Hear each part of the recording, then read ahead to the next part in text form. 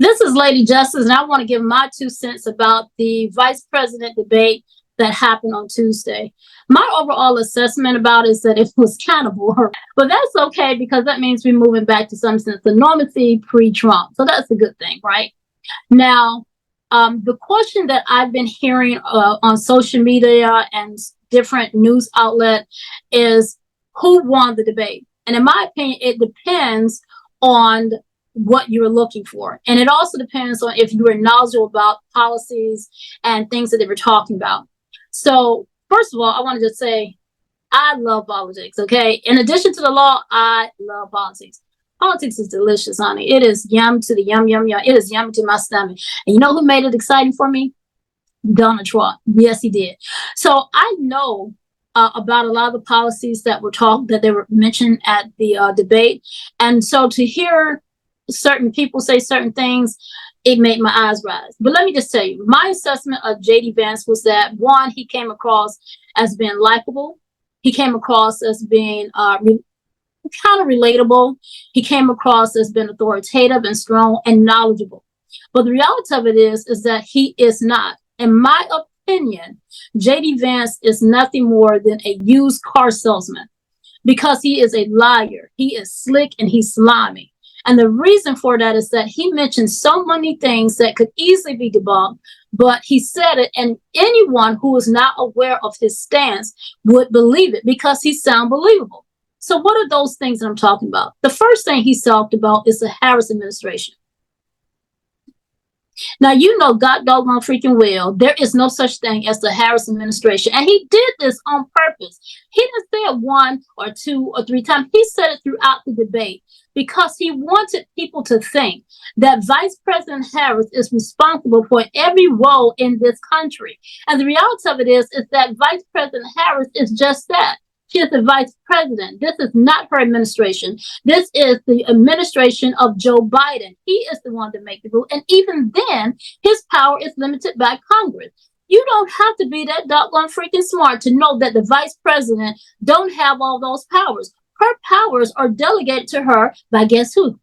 The president. Okay? But he kept saying it. And for people who are not aware that, they would believe it. You know, there's a saying that says if you tell a lie long enough and loud enough, it will become the truth. That's what that is. So that he can get people who are not that aware of what facts are, they will believe that.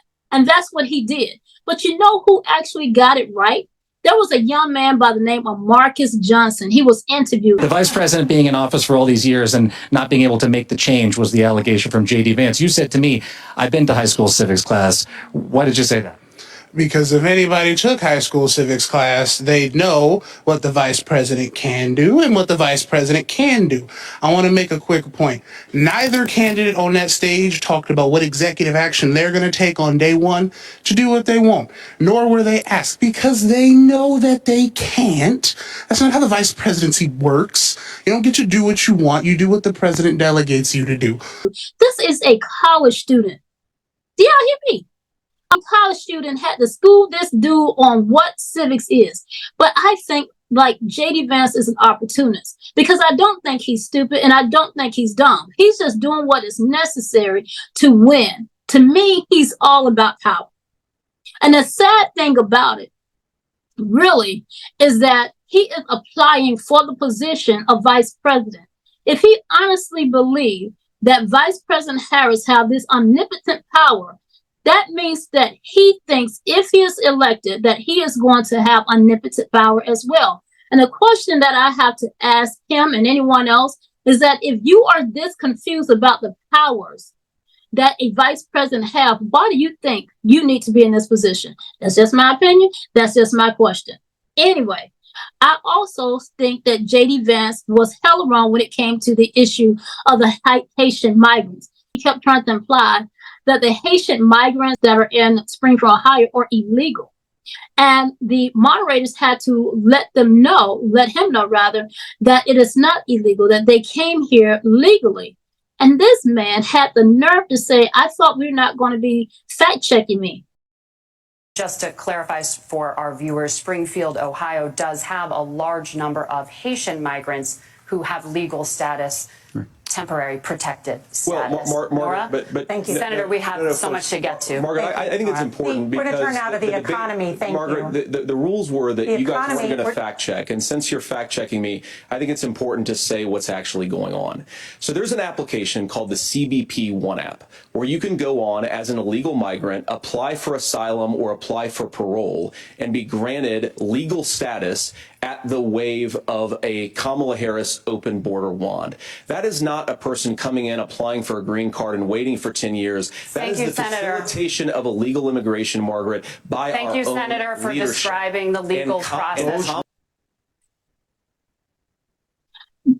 You know what that says to me also is that I'm telling the American people that I'm lying. He sat up on that stage and affirmed, confirmed, and agreed that I am a damn liar.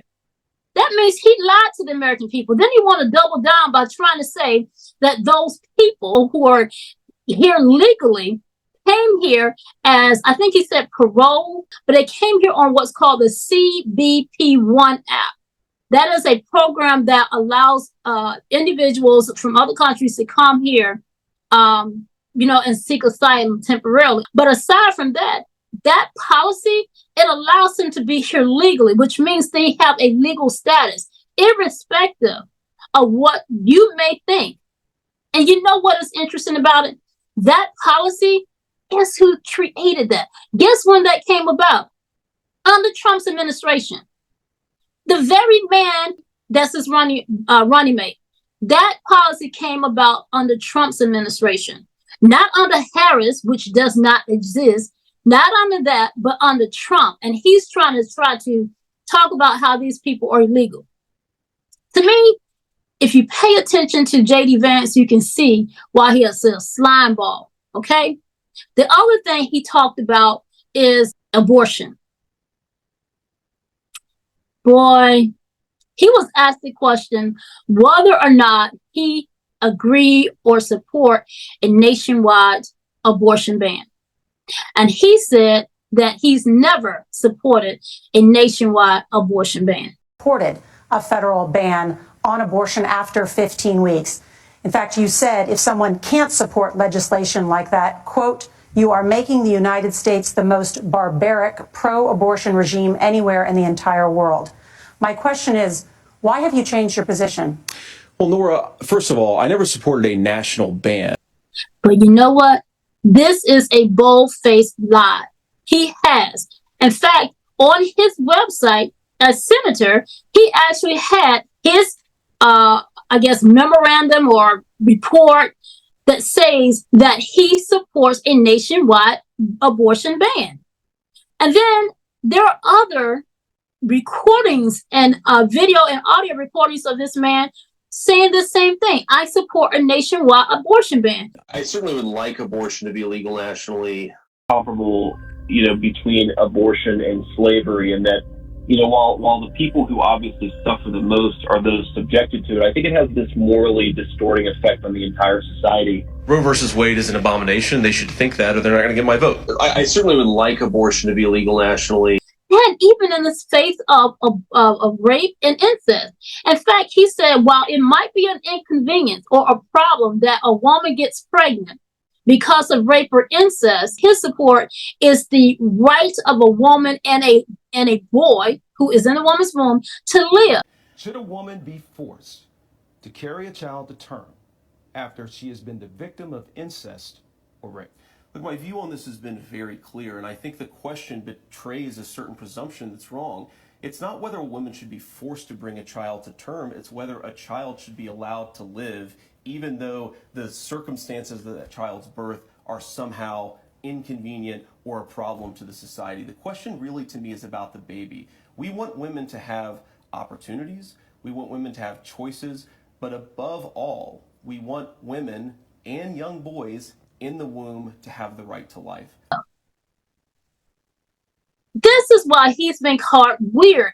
So you're trying to tell me that if I am raped, which is a violent act, which you can go to prison for, or I have been, a relative have committed incest, and it could be as well violent, which it is violent by its nature, I got to carry the seed of a crime? And it doesn't matter that maybe my inside is torn up and maybe my mental state is screwed up because someone violated my body.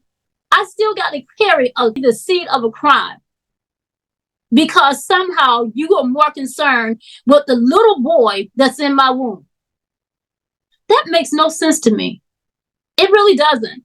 Because I just want to know, a lot of these folks who are supporting this nationwide ban or no tolerance or no exception on abortion, and I think the ones that's putting forth this policies are men.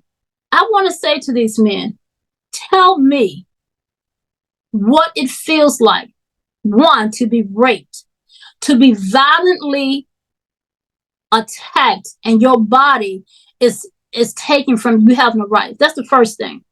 Then I want to ask those same men, what does it feel like to have your insides taken and stripped and cut to pieces? Then I want to ask you, what does it feel like to have to bear the pain and the trauma and the hell and the emotional ups and downs of having to carry a child that came about as a crime? And let's just take crime out of it. Let's just say that my body, for whatever reason, can't hold a pregnancy.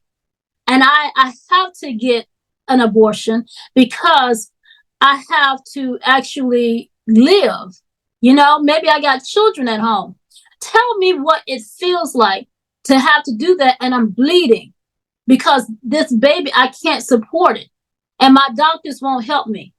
I am curious that these folks, particularly these men, how many times you have had to deliver a child and you had to go, your body had to go through so many stages. You sick for part of your pregnancy, if not the entire time. Your hair coming out. You have headaches all the time. You got weight gain, mood changes. You tell me, okay, how many times you have experienced this, then maybe I would give you some ear to what you're saying. Because the idea of a man trying to tell me what to do with my body makes no sense to me.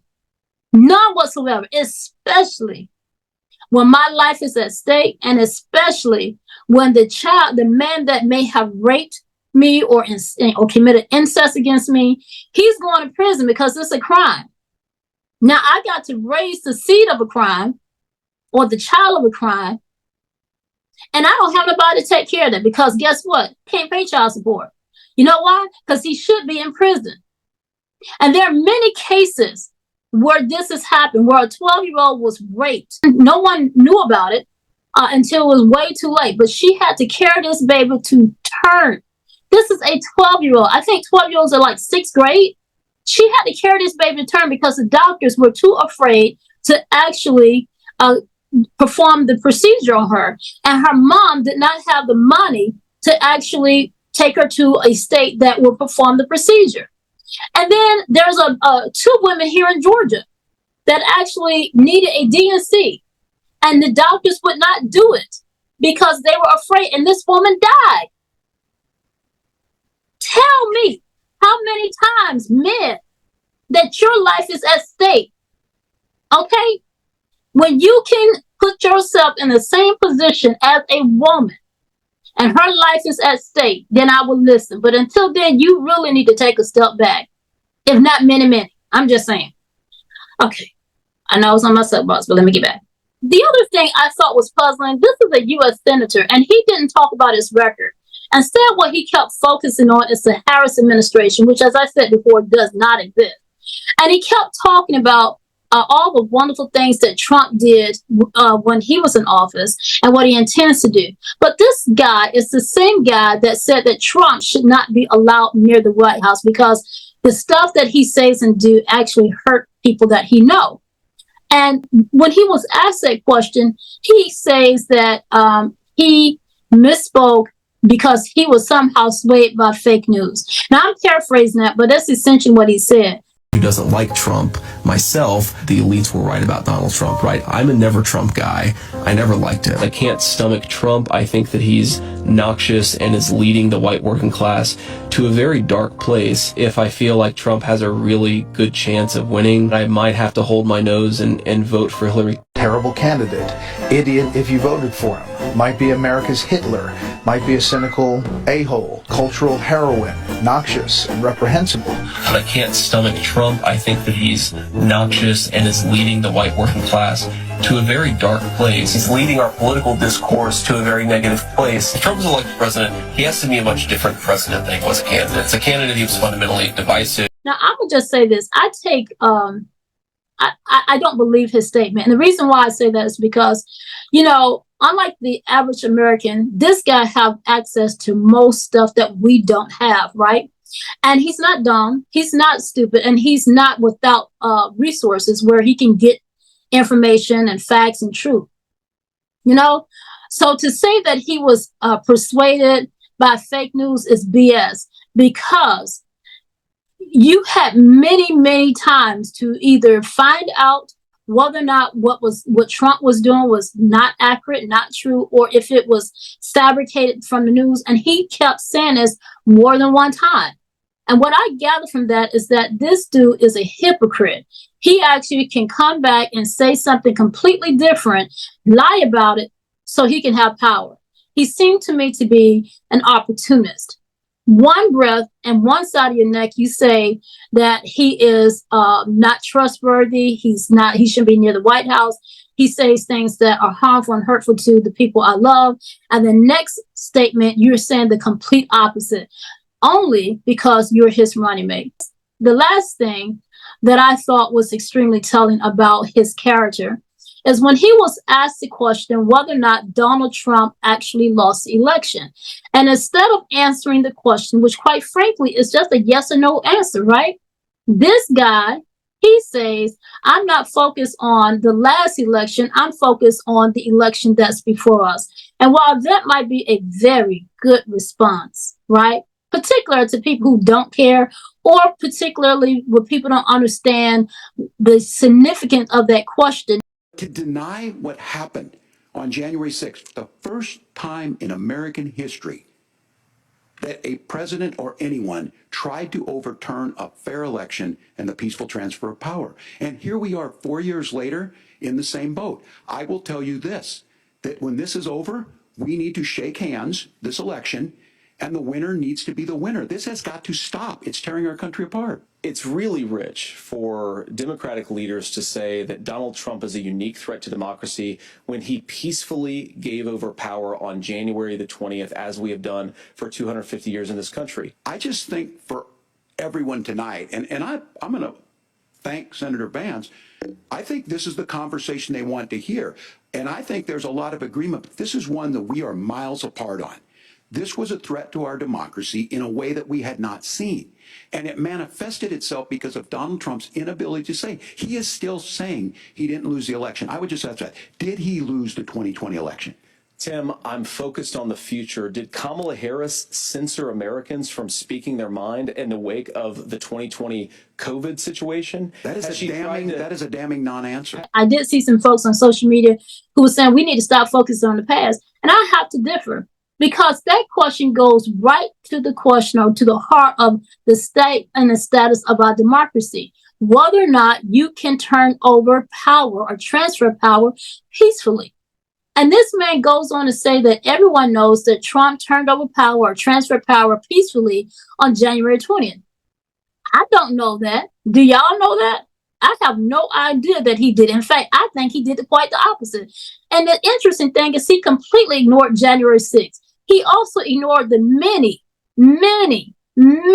numerous lawsuits that him and his cronies filed against many people. The election was a fraud. The election was stolen, all of which have been denied or dismissed, or some faction. And the fact that he has many lawsuits against him where he has been found either guilty or liable.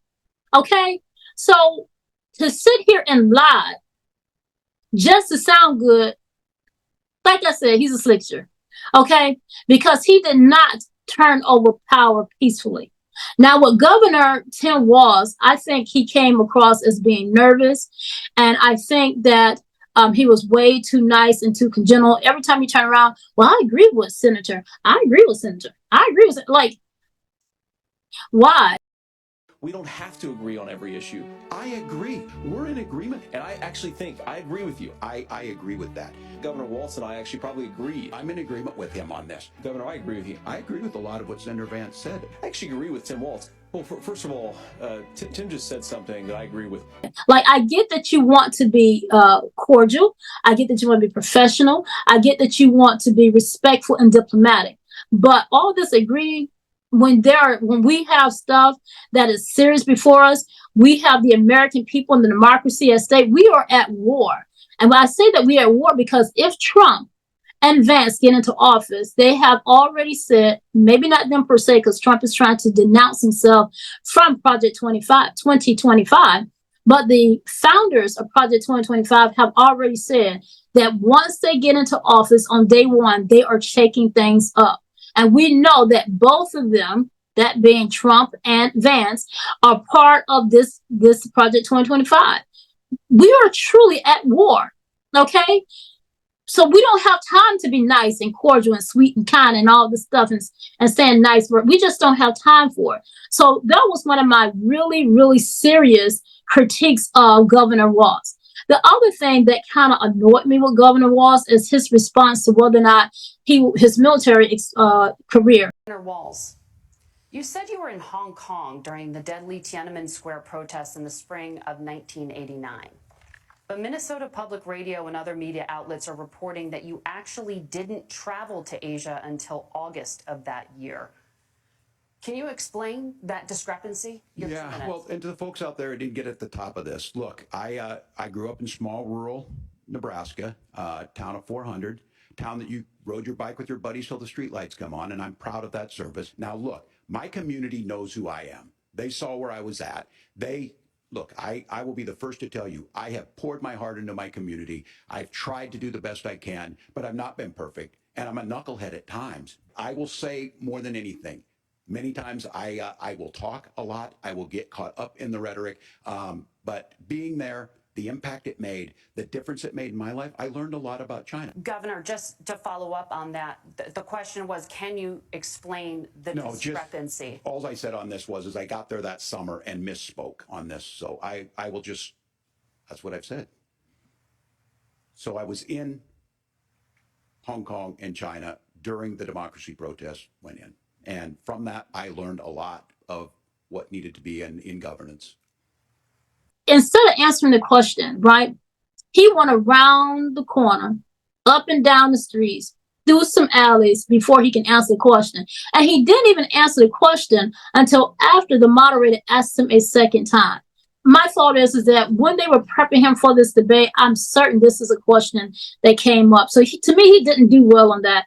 And for those people that may be undecided, that might have made them think, yeah, I can't trust this guy. I don't know, but it didn't sway me much, but it was a little irritating. The thing also with him being so soft and kind is that I don't understand why he did not attack Vance on what he has been known to say about childless cat ladies. In fact, he's called his running mate a childless cat lady, as if something is wrong with being a female and not having any children. I don't understand why he didn't do that. Like, that was a very, very wonderful opportunity to make that known and to mention that. And maybe they had some kind of agreement in the back that we're not going to attack, but BS, again, we're at war. We don't have the freedom and the discretion to be nice, because the way the polls look is that it can go up or down. We remember what the polls look like and what happened when Hillary Clinton ran against Trump. And when that happened, you know, she was very smug and she was arrogant and he got into office. This is no different. So we cannot afford to sit up and just, just be nice. We can't. He also did not correct him when he talked about the nationwide abortion ban. It is widely known J.D. Vance's stance about the abortion. It is widely known what he thinks about women who may get raped or have or be the victims of incest, and he has not made reference to that at all. He had an opportunity to do it, and why he didn't do it, I don't know. That to me would have made him like a stronger candidate, right? He also did not correct him when J.D. Vance kept saying Harris administration. Why? Why? Like, I don't understand why he didn't do that. Because if nothing else, he could have broke the monotony of J.D. Vance's BS. Because there's so many people out there might actually think that it is a Harris administration. Harris is responsible for that. Harris is responsible for that. But he didn't do that. So anyway, these are my overall thoughts about this. I think in terms of who look good, who sound good, it was J.D. Vance. I think Governor Watts actually won when it came to facts and true statements. Anyway, let me know what you think. Leave a comment down below. And please don't forget to like, share, and subscribe.